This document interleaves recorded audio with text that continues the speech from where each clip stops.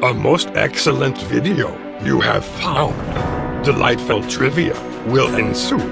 May the Force be fucking with you bitches. It's long been rumored that these two asteroids in the space sequence in The Empire Strikes Back is actually a shoe and a potato inserted into the scene as a joke by the special effects team. While it's unclear whether or not this is in fact a potato, with the re-release of the movies in Blu-ray quality, it's pretty safe to say that this is at least not a shoe. I mean, after all, it's gonna be pretty hard to differentiate a potato from a low-resolution asteroid prop, but given how the shoe was fake, it's likely the asteroid potato is just a myth as well. A mystery, it is. We all know that some of the characters in the Star Wars movies have been, well, let's say questionable. I'm sure some characters will come to mind. An equally questionable character could have been the one and only Yoda himself. In the beginning, George Lucas wanted him to be played by a trained monkey with a cane and a mask on. The fuck? Luckily, someone on the production team was brave enough to confront George and actually made him realize what a circus it would have been. And while on the topic of Yoda, it's unknown what species he's part of. It's just never been determined. It's even officially been called simply Yoda's species. Another weird thing is that he has a different number of toes depending on what movie you watch. In some movies he has 3 toes, but in others he has 4. A mystery, it is. Okay, you know what, Yoda, you need to stop. It's distracting, okay? I'm trying to make a video here.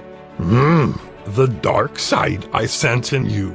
Okay, but can you just be silent for just a few minutes? I can, my Padawan. Speak for your mother while I show her my lightsaber. Okay, here we go. The ending of The Return of the Jedi was actually supposed to end in a very dark way. You could almost say it was supposed to end with the dark side. Okay, I'm sorry. Basically, when Luke helps Vader take off his helmet, Luke was supposed to put on the helmet himself and then proclaim, "Now I am Vader." What a twist! Some people actually really liked this version, but George Lucas did not and explained he thought it would be too dark and that the movie was for kids. The YouTube user Suckerpinch has sorted the first Star Wars movie alphabetically. What I mean by that is that he's taken every single spoken word in the movie and sorted the clips in alphabetical order, like this. Already. Also. Alternative. Always.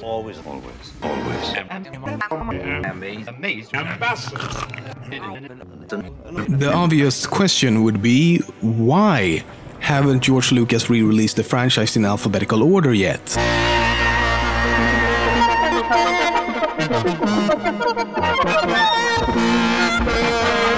But a few interesting things came out of this though. For example, the word lightsaber is only said once in the entire movie. Lightsaber. Same goes for Chewbacca, because all the other times they call him Chewie. As usual, no one can agree on how to pronounce Alderaan.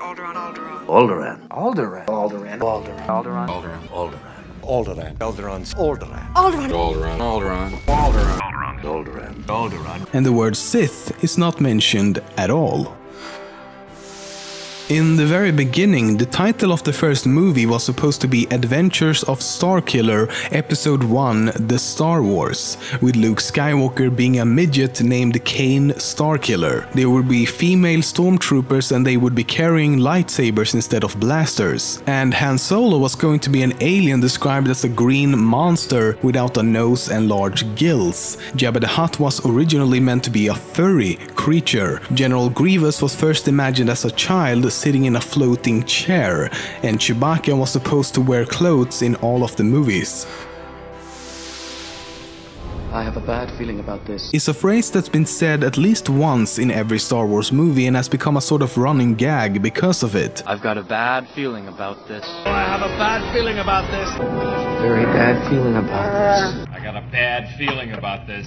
I have a bad feeling about this. I have a bad feeling about this. I have a really bad feeling about this. The line has also been featured several times in the Clone Wars TV series and in every single Star Wars based game made by LucasArts. It's even made its way into other franchises such as the Monkey Island video game series and the Indiana Jones movies.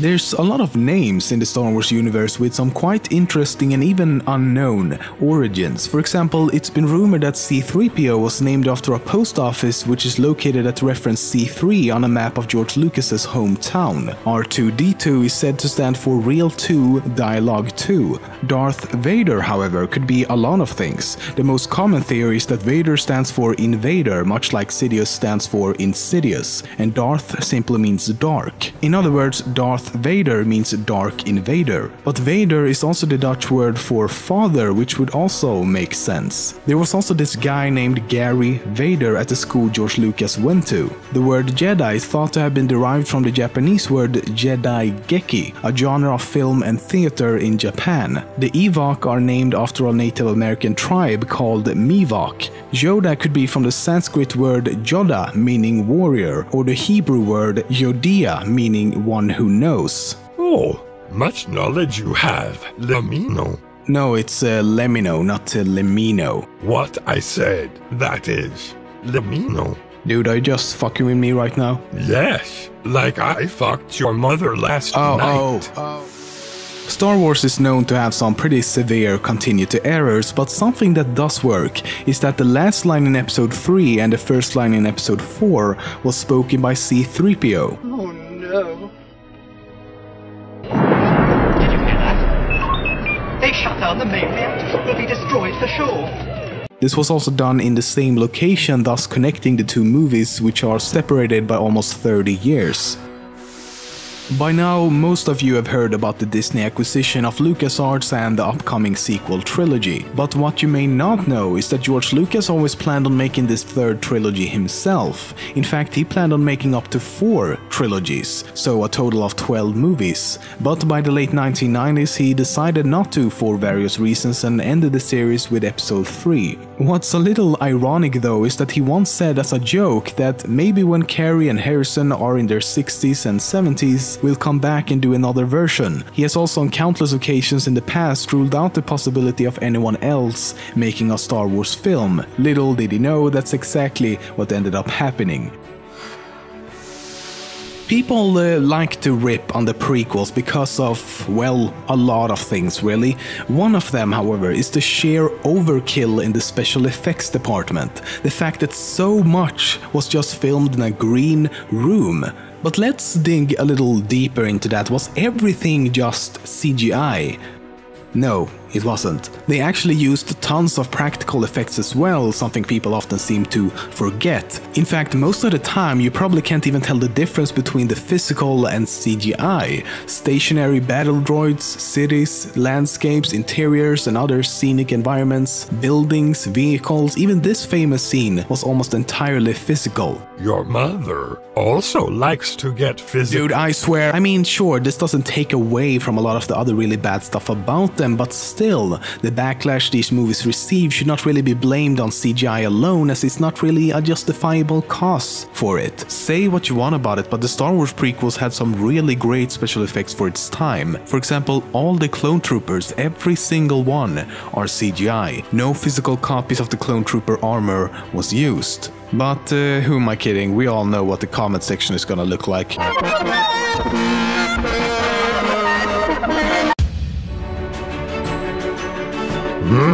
Very good. Always pass on what you have learned. Subscribe to Top 10 Memes, the channel you're looking for. This is May the Force be with you. Like the force I used to thrust into Lemino's mom.